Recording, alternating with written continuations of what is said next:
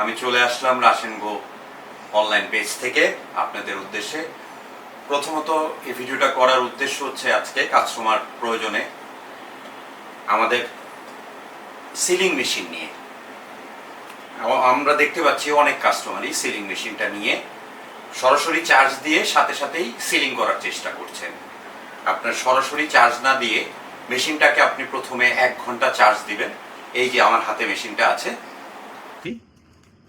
আপনি এখানে পাবেন একটা চার্জিং কেবল, ম্যানুয়াল চার্জিং কেবলটা। অবশ্যই এই চার্জিং কেবলটা ব্যবহার করবেন, অন্যান্য চার্জিং কেবল ব্যবহার করলে আপনার মেশিন নষ্ট হয়ে যেতে পারে। আপনার ইউএসবি কেবলটা দিয়ে আপনি 1 ঘন্টা চার্জ দেবেন। 1 ঘন্টা চার্জ দেওয়ার পরে এটা ডিসকানেক্ট করে আমরা এটা রেখে মেশিনটাকে এই যে সুইচ দিয়ে অন করবেন। আপনি দেখতে পাচ্ছেন এখানে বাতি জ্বলছে। এখন আমরা আস্তে আস্তে প্রথম বাটনটা দিয়ে এই যে সিল করছি, খুবই আস্তে আস্তে ব্যবহার করব।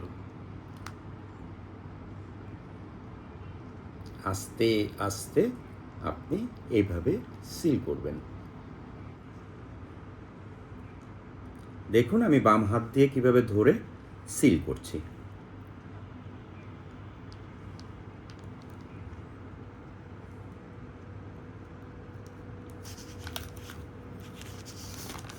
সিলটা কিভাবে শক্তভাবে সিল হয়েছে,